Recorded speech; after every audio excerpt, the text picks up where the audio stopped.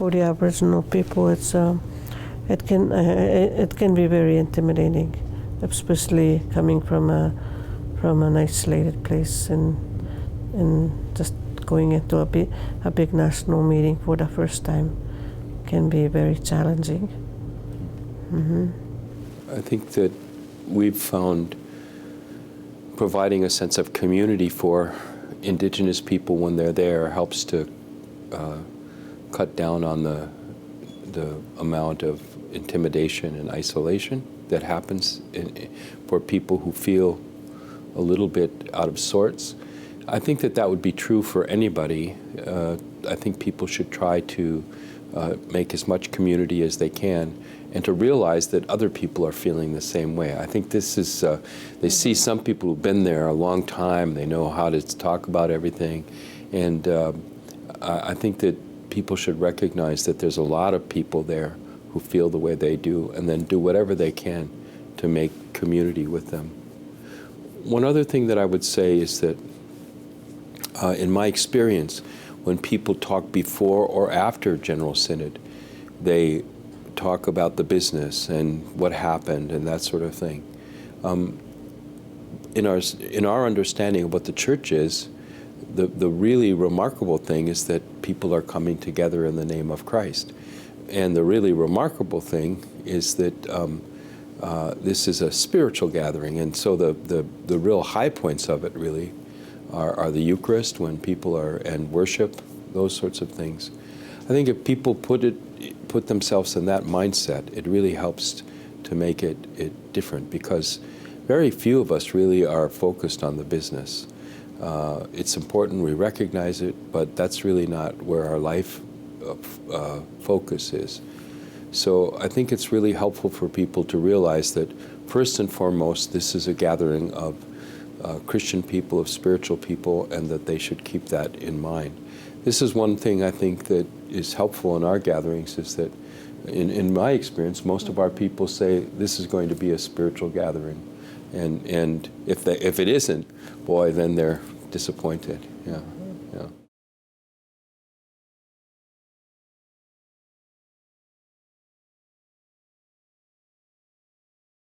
When I was young, I went to a church, and at the end of the church meeting, one of the elders would cry out, "Shake hands and show yourself friendly." And I always thought that was funny, but as I've gotten older, I like it more and more. So I think that if we could approach one another as brothers and sisters, rather than people who are called to do business, I think that would be the very best thing that could happen. And I think the gospel, putting the gospel in the center, helps that sense of communion.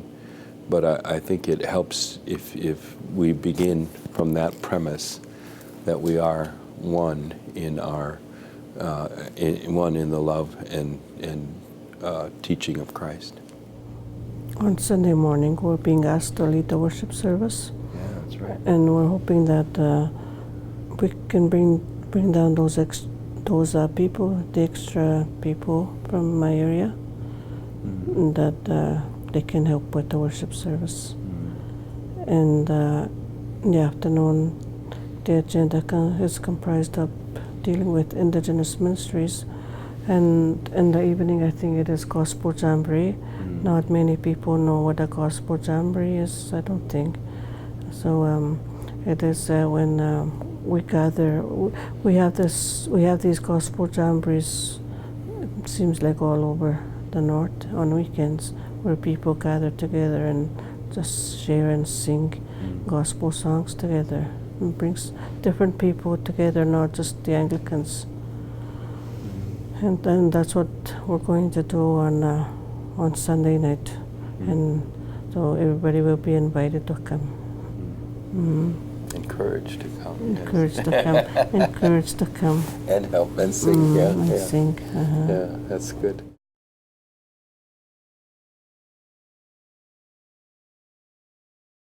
I think that the most important element of General Synod for us has to do with Sacred Circle, which was last summer. At that Sacred Circle, our folks said it's time to move forward in a giant stride towards self-determination. And they really asked us to at least get that idea to General Synod. So we prepared a mission statement that the Anglican Council of Indigenous Peoples will be looking at very soon. And that will come before Synod as a way of saying, this is where we want to go, and we're hoping for your support. The mission statement is comprised of the 5 marks of mission, but that were indigenized, which is good. Yeah, I would agree.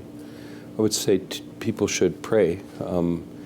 We've found that looking at our meetings as being a place of spiritual encounter, a place where we encounter God, each other, and Christ, that's the best way for us to meet. I would say that it would be good for people to think of General Synod as Sacred Circle. They might want to check out the gospel-based discipleship section of our webpage and maybe think about that, try that.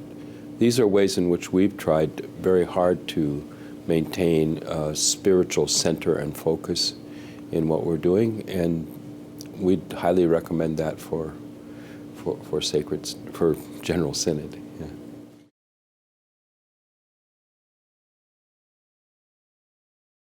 It will be simultaneous translation, which takes a lot of work. It takes a lot of concentration. Yeah, but it can be done. Yes. As this is being filmed, the delegates from the Arctic haven't been chosen yet. That'll happen at their synod at the end of April. Or no, maybe it's May. Anyway, it's, yeah. So I think that we don't really know how much that we'll have Inuktitut speakers who aren't fluent. But my hope would be that we do. I think that brings so much to us when we have people who think in Inuktitut, who think in Ojibwe, who think in their own languages. It is a big job, and sometimes we are not prepared to come up with a word, and like a word that comes up at a meeting, and it's not an everyday language for us. So that's where it's challenging too. Yeah. So, but we do it, and we are thankful that for the first time this is being provided. And so I hope it will be a continuation of future General Synods.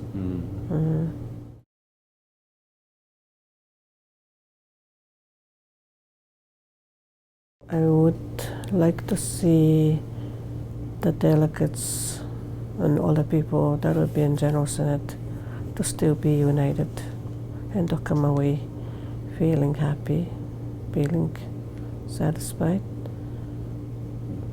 But we'll see at General Synod. But that is what I would like to see, that we will still be together as one church, that we will still be one body. I would certainly agree with Bishop Lydia.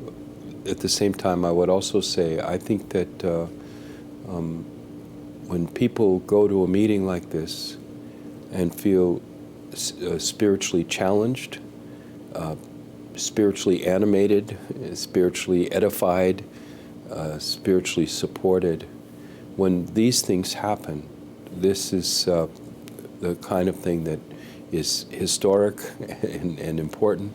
And even though that's the primary thing, the work of those kinds of gatherings seems to be very, very great and consequential.